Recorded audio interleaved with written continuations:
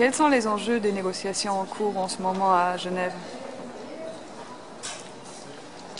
Eh bien, nous nous trouvons ici devant la salle du Conseil des droits de l'homme à Genève, où se tient actuellement la troisième session du groupe de travail qui a été chargé d'élaborer un traité obligeant les sociétés transnationales à respecter les droits de l'homme. À la base des travaux de cette session se trouve un papier qui a été élaboré par la présidence de ce groupe de travail, l'Équateur,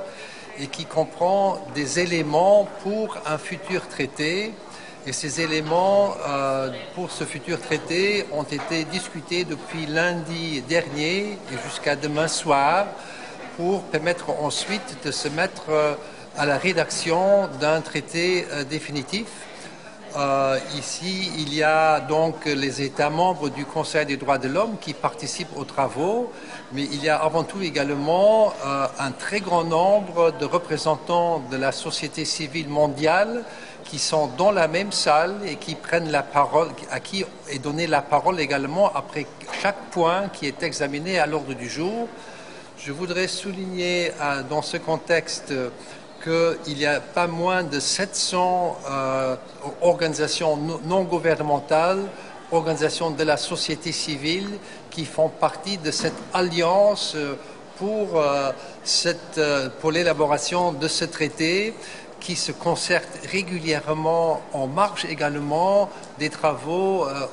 au sein de ce groupe de travail et qui organise toutes sortes d'ateliers également pour faire le point un petit peu sur les différentes questions d'actualité qui concernent la société organisée mondiale. Et quelle est la position de l'Union européenne dans les négociations? Eh bien, nous avons pu écouter le représentant de l'Union européenne au début de la session. Et je dois dire que la société civile représentée ici a été plutôt déçue par ce qu'a dit le représentant de l'Union européenne qui s'est avant tout concentré sur la nécessité d'inclure dans un tel traité non seulement les sociétés transnationales, mais également le business national.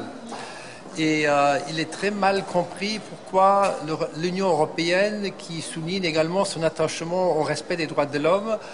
tient tellement à ce que la portée, le champ d'application du traité soit élargi à ce point-là. Nous trouvons que l'Union européenne manque beaucoup de crédibilité en ce qu'elle ne sait pas vraiment mettre l'accent sur la nécessité pour les sociétés transnationales à devoir respecter les droits de l'homme et de la nécessité d'élaborer un traité à cet égard-là. Je crois que l'Union européenne devrait faire un effort pour mieux comprendre cette nécessité-là et également d'appuyer les efforts de ce groupe de travail et de la société civile organisée.